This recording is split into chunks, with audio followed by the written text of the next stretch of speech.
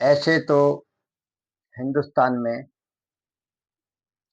मांस खाने की परंपरा बहुत पुरानी है, लेकिन जब लोग जागरूक हुए, साधु संत जागरूक हुए, तो उन्होंने बहुत कोशिश की कि जीव हत्या ना हो, लोग मांस ना खाएं। लेकिन लोगों को एक बहाना चाहिए। एक गुरु के पास एक शिष्य रहता था और वो चेला रोज बकरा खाता था।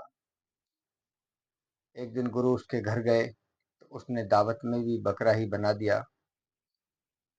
जब गुरु ने देखा कि ये क्या करा, ने कहा कि तुम जीव हत्या क्यों करते हो, क्यों इन लोगों को काटते हो, तुम सारा दिन मांस क्यों खाते हो, मांसाहार मत किया करो।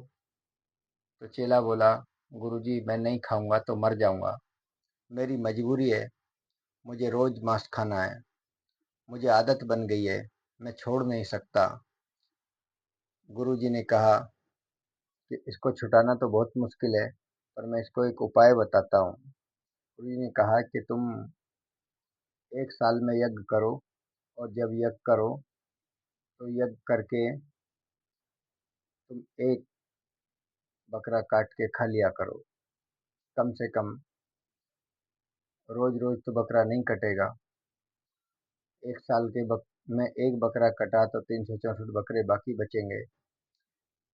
और फिर गुरुजी ने दूसरी बात कही कि जब तुम्हारी बेटी की शादी हो तो तब तुम मांस खा लिया करो। ऐसे ही वो गुरुजी ने कोशिश तो करी कि वो मांस खाना छोड़ दे, लेकिन अब लोगों ने क्या बना लिया, जब यज्ञ करना है तो बकरा काटना है। यज्ञ आदमी रोज तो कर नहीं सकता, साल में ही करेगा। रोज रोज कहाँ से करेगा, इतना पैसा इतने बकरे कहाँ से लाएगा। तो आदत छुटाने के लिए उन्होंने कहा, तो लोगों ने रीति रिवाज बना दिया कि यज्ञ करना है तो बकरा काटना है। अब शादी के लिए इसलिए कहा कि इसकी धीरे धीरे आदत छूट जाए। अब कहा एक आदमी से, अब उसने अपनी बेटी की शादी में बकरा काटा। तो लोगों ने कहा तुमने बकरा क्यों काटा, कहा मेरे गुरुजी ने कहा है। अब उसने काटा तो फिर पड़ोसी ने शादी करी, उसने भी मांस दे दिया। फिर तीसरे ने शादी करी, धीरे धीरे उसको परंपरा बना लिया, रीति रिवाज बना लिया। और हिंदू समाज मांस छोड़ नहीं पाया आज तक भी। साधु संतों ने खूब कोशिश करी, कोशिश कर कर के मर गए। आज भी जो साधु संत हैं वो बहुत कोशिश करते हैं कि लोग बाग मांसाहार छोड़ दें, दारू छोड़ दें, बीड़ी सिगरेट छोड़ दें, धूम्रपान छोड़ दें, लेकिन कोई छोड़ने को तैयार नहीं है। सब कोई ना कोई बहाना बना के, कभी होली पे, कभी दीपावली पे, कभी काली माँ का नाम लेके किसी न किसी तरीके से कोई ना कोई नई परंपरा बना लेते हैं और उसमें वो खा लेते हैं। कुछ लोग हैं जो समझदार हैं, नहीं खा पाते, लेकिन ज़्यादातर कुछ ऐसे ही है कि उनको जितना मर्जी समझाओ बहकाओ, उनकी समझ में कुछ नहीं आता।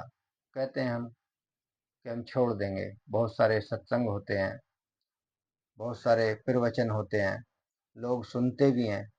आज तो डिजिटल का ज़माना है, मोबाइल पे भी सुनते हैं, टीवी पे भी देखते हैं, जल्दी खबर मिल जाती है। पहले तो भीड़ लगती थी कि अभी गुरुजी आ रहे हैं, आज भी लगती है, पर आधे से ज़्यादा लोग अपने मोबाइल या टीवी पे, लैपटॉप पे देख लेते हैं उन खबरों को, लेकिन फिर भी नहीं छोड़ पाते। ऐसे सारा हिंदू समाज ने खूब कोशिश करी है कि जीव हत्या ना हो, लोग मांसाहार ना करें, लेकिन ना कोई मानता है और ना कोई छोड़ना चाहता है। खूब ठेके चलते हैं, खूब मीट की दुकानें चलती हैं, खूब शादी ब्याह में चल खाया जाता है, कुछ मंदिरों में बलि भी चढ़ाई जाती है। लेकिन उस छोटी सी बातों को रीति रिवाज बहुत लंबा चौड़ा बना के आज तक वो परंपरा चलती आ रही है, लेकिन कोई भी छोड़ने को तैयार नहीं है।